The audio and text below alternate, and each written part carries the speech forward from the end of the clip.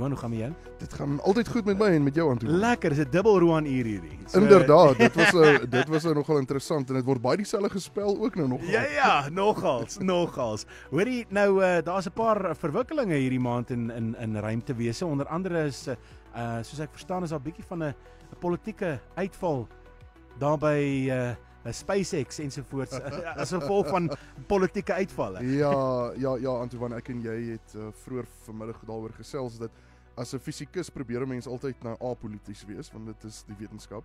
Maar die geskiedenis het ook natuurlik vir ons gewys dat fisika en politiek gaan partykeer hand aan hand, soos byvoorbeeld kernfisika. Ja. Jy kan nie net sommer 'n willens en wetens 'n kernfisikus wees en jou regering gaan betrokke wees. Ja. En baie dieselfde kan gesê word vir ruimtefisika. So as 'n mens nou sien wat in Amerika gebeur het, mense het nou natuurlik Elon Musk wat SpaceX en Starlink en Tesla en al hierdie vreeslike interessante maatskappye het. Maar as gevolg van sy politieke affiliasie het 'n mens gesien dat sy maatskappye doen geweldig sleg in die buiteland, bedoelende buite Amerika. Snaaks genoeg binne in Amerika ondersteun hulle hom geweldig sterk. Ja. Maar in Europa verkoop hulle heelwat minder Teslas. Mense is nie meer so geïnteresseerd in om sy produkte te gebruik nie. So dit is nogal interessant om te sien. Maar dis die wonderlike ding van Amerika is dat hulle is so groot. Hulle kan net aan hulle self, dis so China. Hulle kan hulle self verkoop en hulle doen nog steeds okay. Presies. En ek dink en weet soos ons nou gesê het, is dat Elon Musk gaan nou nie honger slaap Nee, verseker nie.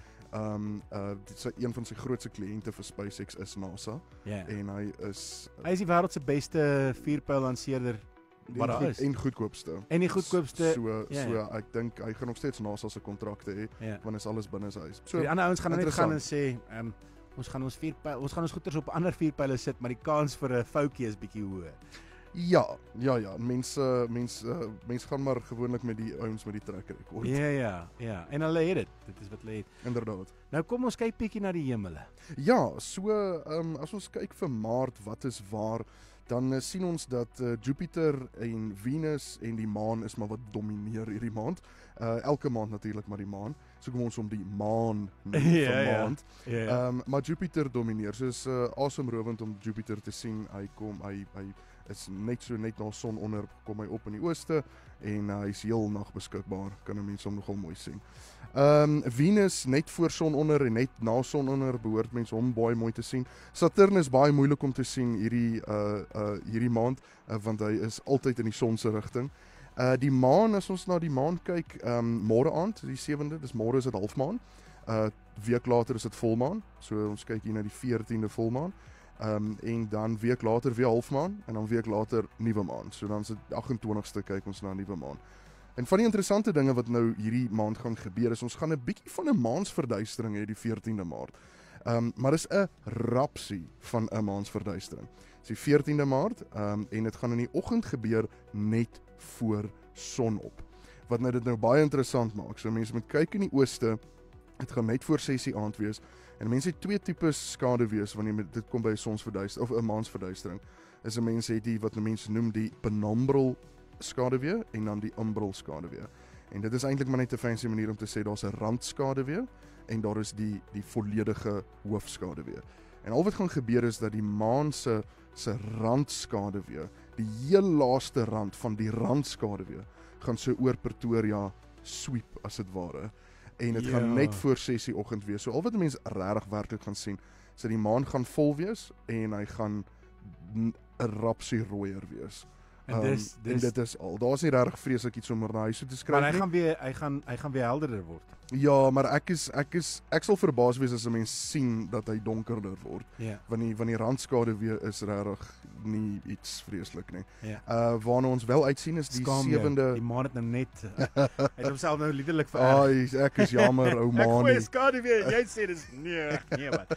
Maar dit is net omdat Pretoria gelees waar hy is. Natuurlik die volmaansverduistering sal baie meer wes gesien word. Okay.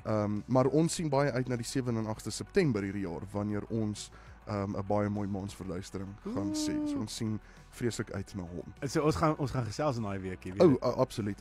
Het ons tyd om oor die lanserings te praat, Antoine? Kom ons kyk gou vinnig. Ja, asseblief. Okay, ek sal so vinnig deur hom gaan. So ons het hierdie week 'n baie interessante nuus gekry. Firefly Aerospace het eerste kommersiële maatskappy wat suksesvol op die maan geland het. Baie lekker, baie interessant met hulle Blue Ghost ruimteskip. Intuitive Machines het laas jaar probeer, ongelukkig hierdie een been afgebreek en toevallig op sy sy. Maar hy land, hulle tweede missie, land vanaand, 7:30 Suid-Afrikaanse tyd, op die maan. Naby aan die Suidpool. En daar's baie interessante goeders. En daai beelde word helderder en helderder elke keer. Het jy Ja, die kameras word net beter en beter en daar's baie YouTube kanale wat dit sal regstreeks uitsaai. So ek sal ons luisteraars definitief aanraai om vanaand 7:30 te kyk. Miskien skakel so 'n uur voor die tyd in. Gewoonlik is daar lekker baie geselsies en banter en mense wat deel was van die projek. Maar daai beentjie wat gebreek het nogal gelei tot 'n interessante opmerking deur Firefly se ontwerpers. Hulle sê we learned a lesson, short and squat. Nee, hulle kort en dik. Ja, dat hy nie omval nie. As hy omval, dan bly hy nog so semi regop. Nee, inderdaad. Jy is heeltemal reg. En dan die lansering wat hierdie week sou plaasvind, is die Punch lansering. Dit staan vir die Polarimeter to Unify the Corona in Heliosfeer. Dis natuurlik 'n missie waaroor ek baie opgewonde is, want dit bestudeer die korona en die heliosfeer, die sonwind, die son spesifiek. As gevolg van 'n paar tegniese details het hulle hom toe nie hierdie week lanseer nie en hulle beplan om nou iewers in Maart te lanseer. Maar met ons vorige program het ons so vlugtig gepraat oor hom waar ons baie uitsien. Is 'n baie interessante lansering van NASA. Dit bestaan eintlik uit 4 verskillende satelliete wat permanent wat gesinkroniseer is met die son. So dit beteken is 4 satelliete wat permanent die son kan sien sonder dat die aarde in sy pad is en dan spesifiek gebou is om die korona dop te hou en te waar te neem en die korona is natuurlik die boonste gedeelte van die atmosfeer van die son. Baie interessante fisika wat daar plaasvind. Ek sien geweldig uit om daai data in die hande te kry. Absoluut. Dit gaan fenomenaal wees en as jy enige verwikkelinge met dit deel asseblief. Absoluut. Ja, mense is welkom om my sterre toe. Ons sal dat jy inkom verduidelik. Dit sal lekker. Ons maak so en mense is ook meer as welkom my sterre toe Facebookblad te gaan kyk. Buite nou een keer 'n maand. Ek praat nou van asseblief. Ja, ons sal nuus maak. Wanneer dit die nuus haal, dan is ons hier. Okay. So ja, mense is welkom om die sterre toe Facebookblad te gaan besoek. Dis waar ons al die goeders deur die loop van die maand ook publiseer. En dit is 'n interessante blad, maak seker jy mis dit nie. Sterre toe. Gaan soek net vir Sterre toe op Facebook, jy sal dit kry. Roan, soos altyd. Dis altyd lekker aan toe waar ons sien. Ek sien jou dan volgende maand, selfde tyd, selfde plek. En so. En ek wonder wanneer gaan dit soos 'n sinkronisasie vir of sinkronisering vir 'n maansverduistering of 'n sonsverduistering of wat ook al. Dit lyk my dit gebeur dieselfde met die Roans. So ek wag vir volgende keer dat julle twee weer op dieselfde tyd. Ja, miskien 'n ander dag is daar 'n sonsverduistering, dan bring ons die teleskope en dan wys slaan ons hom hier op die dak op. Ek sê jou. En ons het foto's vir die bewyse. Janine is opgewonde, hoor. Sy's in vir daai ding. Sy's in. Hoorie, en so word tyd vir my om te groet. Roan, baie dankie. Altyd 'n plesier, dankie Antoine. En sien uit na volgende keer.